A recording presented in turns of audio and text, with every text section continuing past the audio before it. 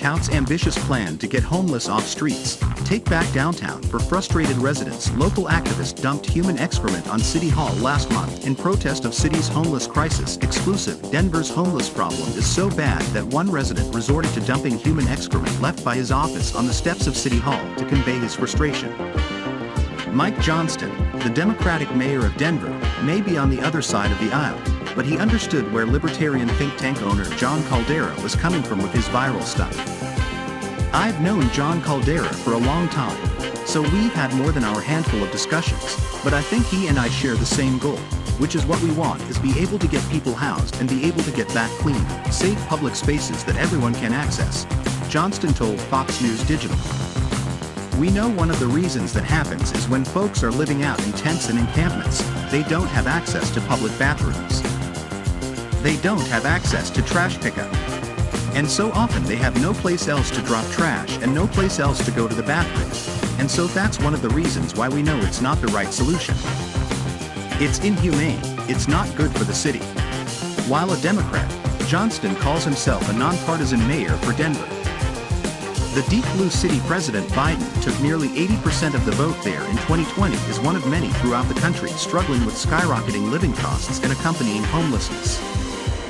Denver businessman dumps poop found outside his business on City Hall steps, demands action on homeless crisis. One of the things I love about this job as a nonpartisan mayor and about this task is people from all ends of the spectrum care deeply about this and getting it done, he said, calling his plan so ambitious. We were able to bring together really diverse coalitions to work on this. According to the annual homelessness assessment report released late last year, Denver had the 10th largest homeless population among American cities in 2022, nearly 7,000, and was fourth worst among cities outside California. Johnston said he hears constantly from city businesses that have lost foot traffic and revenues, and even had to close down, because their downtown locations were beset by the various consequences of homeless people. To illustrate, Caldara shared photos of used needles, human waste and broken glass around his think tank office. Johnston, who took office in July, immediately declared homelessness a public emergency and released a $50 million plan to get 1,000 people into transitional or semi-permanent housing by year's end, according to CBS Denver. He then hopes to keep homeless encampments that have marred city streets closed for good. We now have one of the highest commercial vacancy rates of any city in America, Johnston said. We're tied with San Francisco, which also has a very significant homeless population. So we know this is one of the major drivers that changes how people feel about their downtown. It affects visitors, affects tourists, affects who wants to work downtown, affects who wants to keep their businesses downtown. Johnston said the city has seen a 300% increase in homelessness in just the past 5 years, accompanied by more deaths of residents on the streets, and called it the top issue for voters and for his administration.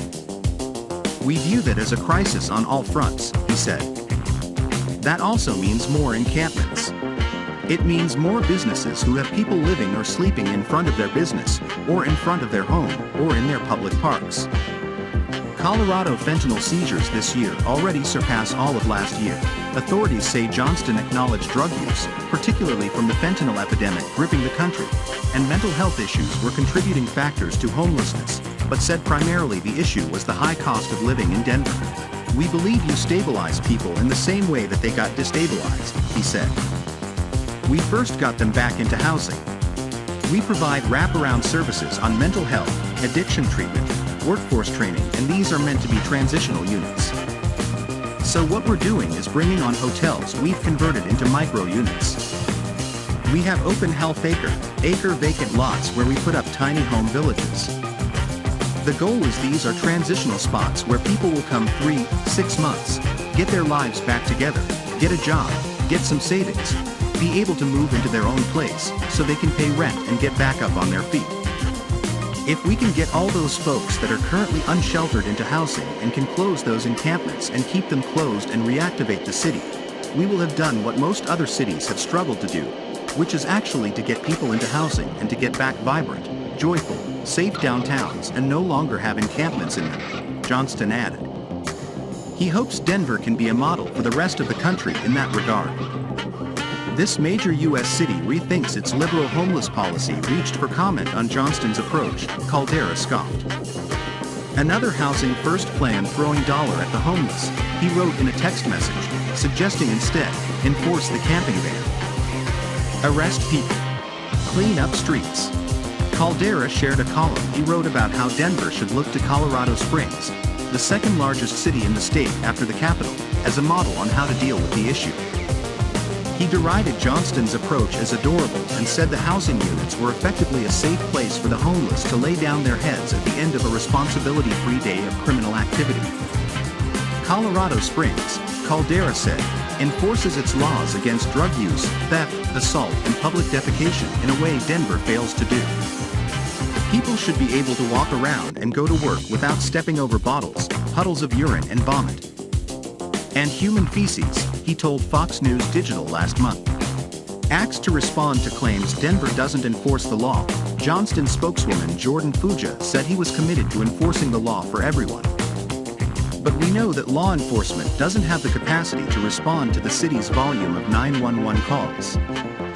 That's why his 2024 budget includes funding for the largest police recruit class since 2005, which will put us on the path to meet the full authorized strength of the police department, she said in a statement. Democratic San Francisco Mayor London Breed raised eyebrows among some progressives with a plan requiring anyone receiving welfare to submit to mandatory drug testing and treatment programs. But Johnston's office said there would be no such requirements to live in one of the micro-communities. There will not be sobriety requirements to enter one of the micro-communities. Each community will be operated by service providers who create and maintain community rules that must be followed by those living in the community, Fuja said.